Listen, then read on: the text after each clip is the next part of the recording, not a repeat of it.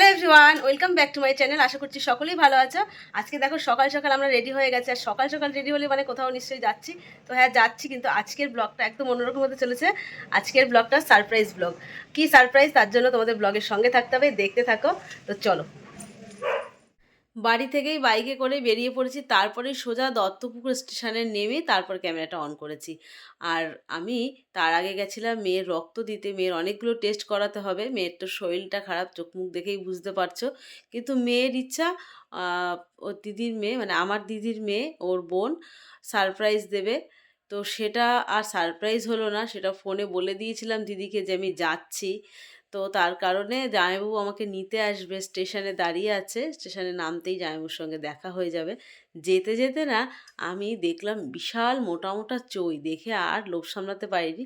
সঙ্গে সঙ্গে ক্যামেরাটা এদিকে ঘুরিয়ে দিয়েছি। দেখো কত মোটা চই, আমি যেন বাপের জন্মেও দেখিনি এরকম চই। চলে আসলাম মিষ্টির দোকানে। তো এখন এই শীতকালের দিনে কি মিষ্টি নেওয়া যায়, তো নিয়ে নিয়েছি জয়নগরের মোয়া 3 প্যাকেট। এখানে 3 প্যাকেট নিয়েছি, একটা বোনের বাড়ি দেবো, একটা দিদির বাড়ি দেবো, আর একটা বাপের বাড়ি দেবো। বাপের বাড়ি যাওয়ার পথে মিষ্টির প্যাকেটটা দিয়ে আমি আর দাঁড়াবো না, তো দিদির বাড়িতে যাব। আর মেয়ে একটা ছোট্ট মতন একটা কেক নিয়েছে, আর ওর নিজের হাতে কেক বানানোর খুব ইচ্ছা ছিল, যেহেতু কেক বানাতে পারে। কিন্তু বললাম ওর শরীরটা খারাপ, ওর টেস্ট করাতে হয়েছে, আর আমরা যাবো কি তার কোনো ঠিক ছিল না। তো দেখো বাপের বাড়ির গলিতে ঢুকে পড়েছি আস্তে আস্তে। মাও জানতো না যে আমি যাব। তো মা পর্যন্ত আর আমি ক্যামেরাটা করতে পারিনি, কারণ মা বিছনায় মশারি টাঙিয়ে শুয়েছিল, মার শরীর খারাপ। প্যাকেটটা দিয়ে আমি চলে এসেছি, আর এখন এই যে যাচ্ছি। আর এই সমস্ত পুরনো স্মৃতি। আর দেখো আমার স্কুল, আর স্কুলের ড্রেসটা দেখতে পাচ্ছ, মেয়েরা পরে রয়েছে। আর ওই যে কত বড় স্কুল আমাদের, স্কুলটা দেখলে না এখনও সেই ছোট্ট দিনের কথা মনে পড়ে। আর এই স্কুল আমি ক্লাস 6 থেকে পড়েছিলাম, 5 অন্য স্কুলে পড়েছিলাম। স্কুলটা কিন্তু বিশাল বড়। তারপরেই একটা পোল পার করে নিলাম। তো জামাইবাবুকে তখন দেখাতে পারিনি, এখন তোমাদের ভালো করে দেখিয়ে দিলাম। আর ঘন জঙ্গল, বাপের বাড়ি তো এক জঙ্গল আছেই, আর বোনের বাড়ি আরও বেশি গভীরে, ভেতরে, অনেক ভেতরে। এই দিকটা আবার নেট পাওয়া যায় না, আবার রোমিং। তার কারণে আমি সেরকমভাবে ভিডিও কারো দেখতেও পারিনি, আর নিজেও কোনো ভিডিও আপলোড করতে পারিনি। আর এত জোরে গাড়ি চালাচ্ছিল। এটা কিন্তু বোনের বাড়ি, পরে আমি আসবো বোনের কাছে। আর এখানে দিদির মেয়ে ছেলে সবাই র্যাকেট খেলছিল। আর এটা ওদের একটা মাঠ, একটা পুজোর মাঠ। তো দিদির বাড়ি দেখো আরও জঙ্গলের ভেতরে ঢুকছি দিদির বাড়িতে। চারিদিকে জঙ্গল, তার মাঝখানে দিদির বাড়ি। দিদির বাড়ি অনেকটা জায়গা জুড়ে, প্রায় এখানে 17 কাঠা জায়গা আছে মনে হয়, মানে এতটা বড়। আর এই যে দিদির বাড়ি, দিদি বারান্দাটা নতুন করেছে। আমি যখন এসছিলাম, মানে বোনের বাড়িতে একবার এসেছিলাম, দিদির বাড়িতে আসাই হয় না। তো এই দিদির বাড়িতেই প্রথম থাকবো। দিদির বিয়ে হয়েছে 17 বছর। তো এই প্রথম দিদির বাড়িতে এসে আমি আজকে এক রাত্রি থাকবো। আমার বাপের বাড়ি থেকে দিদির বাড়ি প্রায় 15 মিনিটের পথ, কিন্তু বাপের বাড়িতে আসলে দিদির বাড়ি আসা হয় না। দিদির ভীষণ ইচ্ছা আমি এসে এক রাত্রি থাকি, তো সেই ইচ্ছাটা আজকে পূরণ করতে পারবো। আমার নিজেরও ইচ্ছা যে আমি দিদির বাড়িতে আসি, কিন্তু হয়ে ওঠে না। তো আগে তোমাদের দেখায় আমার দিদির ঘরে, এটা রান্নাঘর না, এটা কিন্তু একটা বাথরুম। তো বাথরুমটা কমপ্লিট হয়নি, তার কারণে এখানে রান্নার ব্যবস্থা করেছে। আর এখানে একটা বড় রুম। এই হচ্ছে দিদির ঘর, আর বারান্দাটা ভীষণই বড়। আর আমি দিদিকে জিজ্ঞেস করছি বোন এখনও আসেনি কেন, তো বোন তো কাজে গেছে। তো বোন যখন আসবে তোমাদের দেখাবো। তো জামাটা ছাড়ার আগে আমি আগে বোনের বাড়িতে যাব, আর সব ঘুরে ঘুরে তোমাদের দেখাই। তো দেখতেই পাচ্ছ খুব সুন্দর ওয়েদার, আর এরকম গভীর জঙ্গল দেখতে আমার বেশ ভালো লাগে। আর দিদির ঘর ওই যে দেখা যাচ্ছে, দিদির জামাইবাবু একটা টোটো কিনেছে, তো সেই টোটোটা রং করছে। আর আমি এখন যাচ্ছি বোনের বাড়ির দিকে। আর এই যে দেখতে পাচ্ছ একটা মোটা ধরনের গাছ, এটা কিন্তু একটা বেল গাছ। এই গাছটা ভীষণ বড়, আর এত মোটা বেল গাছ আমি কখনো দেখিনি। আর পাতা না সব সময় সুন্দর পাতা থাকে। আর এখানে বিরাট বড় দুর্গাপুজো হয়, তো দুর্গাপুজোর 3 দিন ভীষণ এদের মজা হয়। তো আমাকে ভিডিও কলিং করে দেখায়, তখন আমি দেখি। আর এই যে বোনের ছেলেকে নিয়ে আমি এখন বোনের বাড়ি যাচ্ছি। আর বোনের ছেলে কত লম্বা বড়সড় হয়ে গেছে, ও কিন্তু আমার মেয়ের থেকে 1.5 বছরের ছোট। তো ও একটু বলিষ্ঠ, লম্বা চওড়া। তো এই যে বোনের বাড়ি। আর এই যে পুরনো ঘরটা দেখতে পাচ্ছ, এইটা কিন্তু এই প্রথম ঘরটা। বোন বিয়ে হয়ে নতুন ঢুকেছিল এই ঘরে, নতুন বউ হয়ে এসেছিল। তো এই ঘরটা দেখে আমার সেই পুরোনো দিনের কথা মনে পড়ছে, বিয়েতে আমি এসেছিলাম। এখন দিদির শাশুড়ি এখানে থাকে না, দিদির শ্বশুর গত বছর মারা গেছেন। আর এই সেই রান্নাঘর, বোন যেখানে রান্না করতো আগে, এখন আর এখানে রান্না করে না। আর ওই পায়খানা বাথরুম এগুলো ছিল পুরনো, যখন ব্যবহার করতো। আর ওই যে দেখা যাচ্ছে দিদির বাড়ি কিন্তু ওই পাশে। আর বোনের এটা কলপার, একটু ছাউনি দেয়া আছে। আর বাড়ির মানুষ যদি বাড়িতে না থাকে, সেই বাড়ি কিন্তু আর বাড়ি থাকে না। তার মানে বুঝতে পারছো, আমার বোনের বর 2022-এ বাইক অ্যাক্সিডেন্টে সে আর নেই, সে চলে গেছে ভগবানের প্রিয় হয়ে। আর এই ঘর বাড়ি সুন্দরভাবে করে রেখে গেছিলো, তারই ঘর তারই বাড়ি। বাড়ির মানুষ যদি না থাকে, সে বাড়ি আর বাড়ি থাকে না। তো এই পুরনো ঘরটা অনেক স্মৃতি বোনের জড়িয়ে আছে। বোনের বাড়ি দিদির বাড়ি পাশাপাশি, খালি এদের অনেকটা জমি নিয়ে, সবার এক একজনের বাড়ি এখানে, যেহেতু অনেকটা জমি নিয়ে, প্রায় বোনেরও অনেকটা জমি নিয়ে। আর এখন যাব আবার দিদির বাড়িতে, তো সেখানে খাওয়া দাওয়া করব। আর বোনের বাড়িতেও একটু যাব, না হলে বোন কষ্ট পাবে যে আমি বাড়িতে নেই বলে আমার দিদি আসেনি। ও কাজে গেছে, ও আসবে, এসে দুপুরবেলা খাওয়া দাওয়া করবে, তারপরে আবার কাজে যাবে। তো কাজ তো বন্ধ করা যাবে না, কিন্তু তবুও দেখা সাক্ষাৎ হবে, এটাই অনেক। তো চলো আবার দিদির বাড়িতে যাই। আর এই যে দিদির বাড়িটাও একটু দেখাই, ওই যে জামাইবাবু ঝাড় দিচ্ছে, আর যে আমি ভিডিও করছি বলে একটু আনন্দ করছে। তো সবাই ব্যস্ত, কেউ বাড়ি থাকতে পারে না, কিন্তু আজকে দিদি ছুটি নিয়েছে, দিদির মেয়ের জন্মদিন সেই কারণে। আর এই ঘরটা দেখতে পাচ্ছ, দিদি প্রথম বিয়ে হয়ে এই ঘরে ঢুকেছিল। তো দিদির বউ ভাতে এসেছিলাম। আর দিদি লক্ষ্মী পুজোর আগে এই সিংহাসনটা প্রতিষ্ঠা করেছে।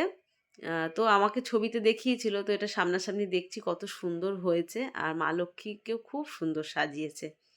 এদিকে কাটাকুটি জোগাড়যন্ত্রী হচ্ছে, দিদির এক বান্ধবী কাটাকুটি করছে। আর খুন্তি তো আমাকে ধরতে হবে, দিদি আমাকেই দায়িত্ব দিয়েছে।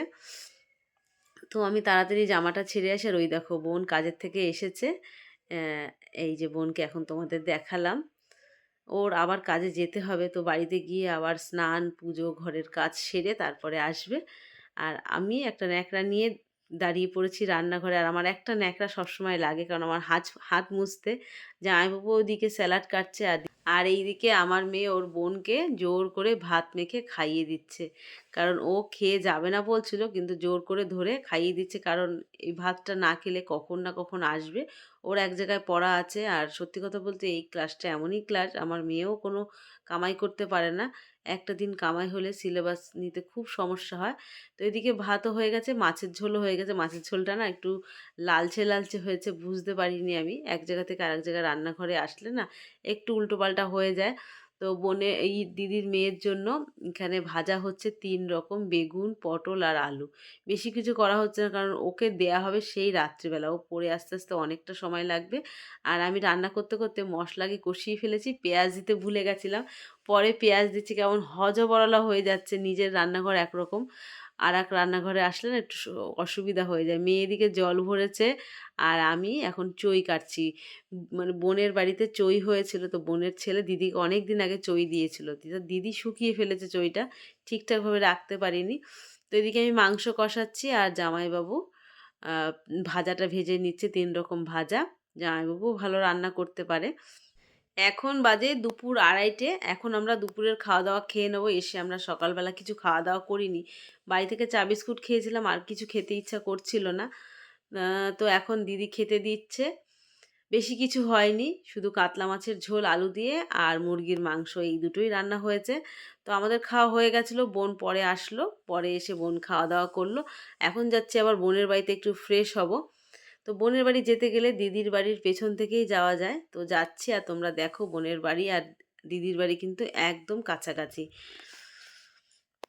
তো এখানে কিন্তু অনেক গাছপালা, বন জঙ্গল ভর্তি। আর এই যে দিদির বাড়ি কিন্তু কমপ্লিট হয়নি, পেছনটা একটা ট্যাঙ্কি টাইপের হবে। আর এই যে দিদির বাড়ির পেছন থেকে ওই যে বোনের বাড়ি, একদম এখানে একটা সরু রাস্তাও করা রয়েছে। তো এখান থেকে ওরা যেহেতু যা আসা করে, তাই জন্য রাস্তাটা বেশ ভালো বোঝাও যাচ্ছে। ওই যে বোনের বাড়ি, বোনের বাড়ির পেছনটা না অনেকটা জায়গা, আর অনেক গাছপালা জঙ্গল ভর্তি আছে। কিন্তু এখানে একটা জিনিস ভালো, এত জঙ্গলের মধ্যে একটা মশা পাইনি।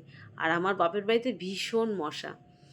তো আমি এই যে ব্যাগ নিয়ে চলে এসেছি, আমি এখন আর হাত মুখ ধোবো। আর যেহেতু বোনের বাড়িতে কোমোট আছে, সেই কারণে ওর বাড়িতে আমার এই বাথরুমে আসা, কারণ দিদির বাড়িতে সেই ব্যবস্থাটা নেই। আর যার যেটা অভ্যাস, অভ্যাসের উপরেই সব কিছু। তো বোনের বাড়ি এসছি যখন ভিডিওটা করে তোমাদের দেখাই, পরে আর দেখাতে পারবো কি না।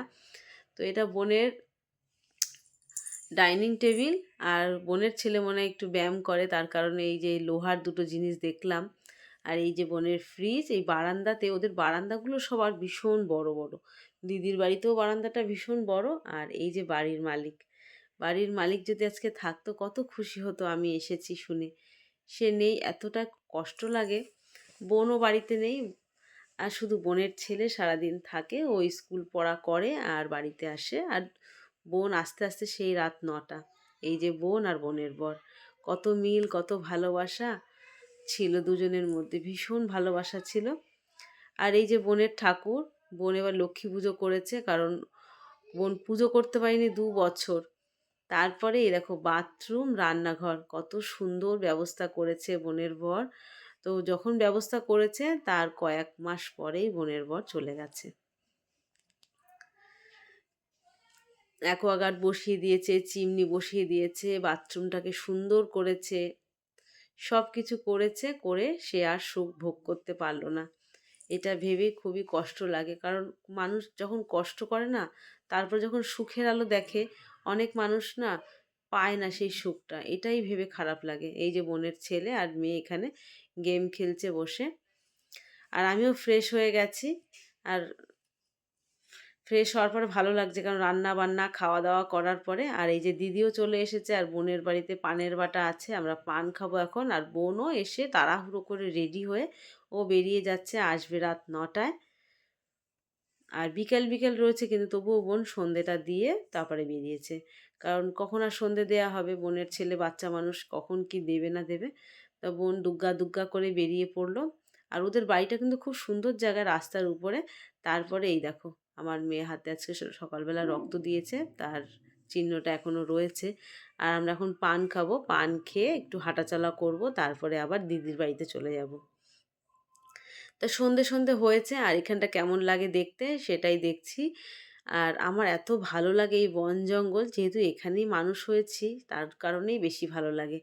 দিদি আর আমি একটু হাঁটাচলা করছি, আর ওদিকে ছেলে আর মানে বোনের ছেলে আর আমার মেয়ে একটু ঘুরতে বেরিয়েছে সাইকেলে করে। তো সন্ধে হলেই চলে যাব। তো সন্ধে হতেই জামাইবাবু বললো যে চল একটু ঘুরে আসি স্টেশন থেকে। তো স্টেশনে একটু ঘুরতে নিয়ে গেছিলো। তো হচ্ছিল ওদিকে বিরাট বড় রাসের মেলা, আমাদের ওদিকেও রাসের মেলা হচ্ছে, দত্তপুকুরেও বিরাট বড় রাসের মেলা হচ্ছে। তো রাসের মেলার মধ্যে আর ঢুকিনি। বোন যেখানে কাজ করে, মানে যেই দোকানটায়, সেখানে গেছিলাম। তো সেখানে ক্যামেরাটা অন করিনি, কে কী ভাববে তার কারণে। তারপরে চলে আসলাম, গোছগাছ শুরু হয়েছে, এখানে বেলুন ফোলানো হচ্ছে। আর এদিকে গরম গরম চা হবে, এখন চা খাওয়া হবে, তারপরে জন্মদিনের অনুষ্ঠান শুরু হবে। তো এখানে মেয়ের জন্য লিকার চা, আর আমাদের জন্য দুধ চা। আর দিদি পায়েসটাও করে নিয়েছে, এখনও গরম রয়েছে পায়েসটা। পায়েসটা করে নিয়েছে, ও বাচ্চাদের পায়েস আর কেক দেবে, কয়েকটা বাচ্চা পাড়ার বলেছে। আর কাউকে বলিনি, আমি তো হঠাৎ এসেছি নেমন্তন্ন ছাড়া। আমি চলে এসেছি। আর দিদি সেরকম কোনো ব্যবস্থা করে না, মেয়ের জন্মদিন, ওই একটু কেক কাটা, একটু একটু ঘর সাজানো, এই আর কি। গরিবের জন্মদিন যেমন হয়, তো সেই রকম। তো জামাইবাবু এদিকে টোস্ট বিস্কুট নামাচ্ছে, আর দিদি ওইদিকে ক্রিম কেক আর বিস্কুট। মানে আমি কোনটা ভালো খাবো সেইটা ওরা বুঝে উঠতে পারছে না, মানে আমাকে যে কোথায় রাখবে সেটাই ওরা বুঝে উঠতে পারছে না। তো দুজনের হাত থেকেই 2 রকম বিস্কুট খেয়ে নিয়েছি। তো চা খাওয়ার পর্ব শেষ, তারপরেই জন্মদিনের অনুষ্ঠান এখন শুরু। তো এখানে কেকটাকে গুছিয়ে নিয়েছে, তার আগে মেয়ে এই যে বেগুনি কালারের যে বাটারফ্লাই কেকটা, ও আবার একটু গুছিয়ে নিয়েছে, মানে কেমন হয়ে গেছিলো, ধাক্কা লেগে না কেমন একটু নষ্ট নষ্ট হয়ে গেছিলো, মানে দাগ হয়ে গেছিলো, সেই দাগটাকে ঠিক করেছে মেয়ে। তো দুটো কেকই খুব সুন্দর হয়েছে।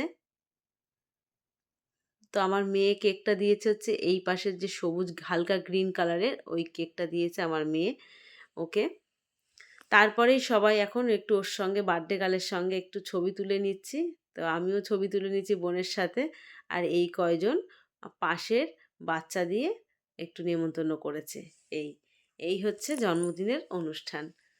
তো আমরা খুব মজা করছিলাম, ছোট্টখাট্টোর মধ্যেও বেশ ভালোই মজা করেছি। মজাটা হচ্ছে নিজেদের কাছে, মজা করার ইচ্ছা থাকলেই উপায়। তো বোন কাজের থেকে চলে এসেছে, আর জন্মদিনের অনুষ্ঠানটা শুরু করা হয়েছে 9টার পরে। তো এখানে কিন্তু খুবই ঠান্ডা। জামাইবাবুকে একটু ছবি তোলার জন্য একটু তাকাতে বলেছি, জামাইবাবু এমনভাবে তাকাচ্ছে, মানে শালি তো একটু ইয়ার্কি তো মারবেই। তো ওইদিকে কেক কাটার পর্ব কিন্তু শেষ হয়ে গেছে। মাঝখানে আমি লাইভ করেছিলাম ফেসবুকে, যার কারণে এই ভিডিওটা আমি করতে পারিনি, তাই তোমাদের সঙ্গে শেয়ার করতে পারলাম না। তারপরেই বাচ্চাদের একটু কেক পায়েস দিয়েছে, আর এদিকে বাচ্চারা নাচানাচি করছে, মানে আমার মেয়ে, আমার বোন একটু নাচানাচি করছে, আর আমি নাচায় বাদ দেবো সেটা তো হতেই পারে না। তো আমিও নাচানাচি করেছি, দেখো কত মজা করেছি। সব সময় অনেক কিছু মনে পড়ে যে মজা হবে এমন কোনো কথা নেই, ছোট্টখাট্টোর মধ্যেও কিন্তু ভালো মজা করা যায়। তো আমরা 3 বোন এক জায়গায় থাকলে তার মজাই আলাদা। দেখতেই পাচ্ছ 3 বোন একসঙ্গে নাচানাচি করছে, ওদের নাচ হয়ে যাওয়ার পরে আমরা নাচানাচি করেছি।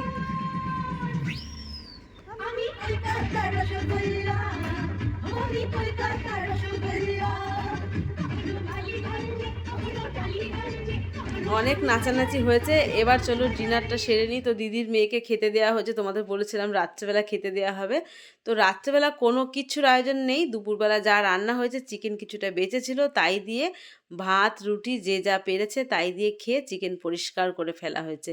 এদিকে দিদি রুটি করছে, গরম গরম রুটি নিচ্ছি, আমি সবাইকে দিচ্ছি, নিজের জন্যও নেব। তো আজকের ব্লগটা এই পর্যন্ত। তো দিদির বাড়ি দ্বিতীয় ব্লগটা খুব শিগগিরই আসে, তোমরা সেই ব্লগটা মিস করো না। তো চলো, সবাইকে গুড নাইট, সবাই ভালো থেকো, সুস্থ থেকো। Thank you for watching, by.